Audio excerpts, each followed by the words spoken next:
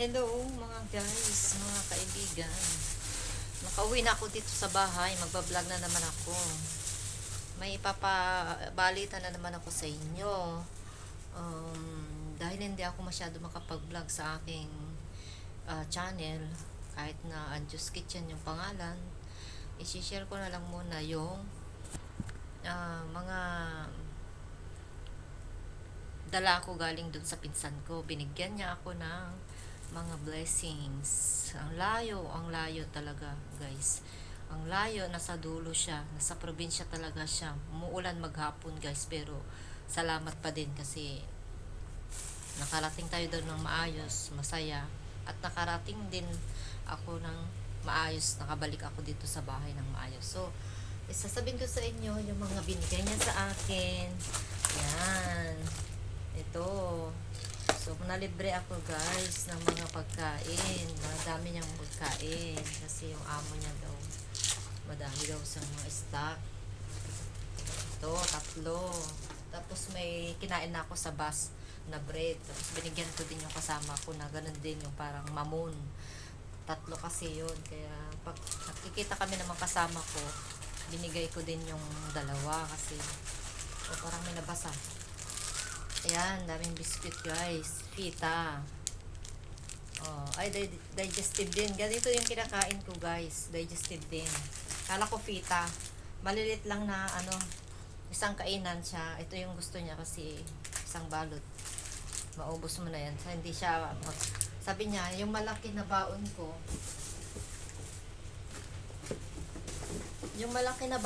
ito. Ganon din yon. Ito, 1 week ko na kinain, may sobra pa, kalahati lang nakain ko. Kasi mas mura ito guys, kasi nag-sale siya ng dalawa, 22. Ito din, ewan ko 15 yata yung isang box. Pero marami din siya, marami. So, meron pang ganito, pineapple pie.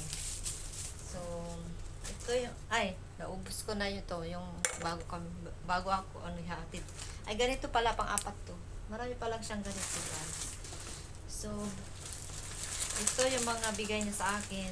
Pagkasalubong niya sa akin. Ito yung mga dala niya. Ito yung bag. May sapatos pa guys, kaso lang hindi kasya sa akin. So, pag mag-packets ako, papamigay ko na lang doon sa mga mahabang paa. Sa akin 38 kasi 39 ito. Pero cute siya. Hindi naman kasya doon sa mga kasama ko. Kanina. Bago ako umuwi, nagkita-kita pa kami dyan sa dating place namin bago uwian. So, ito, ang dami guys, ang dami. So, para makita nyo na agad lahat-lahat, ito yung mga bigay ng pinsan ko. Tatlo ito kanina, kinain ko ng isa, tapos binigay ko sa kasama ko yung dalawa.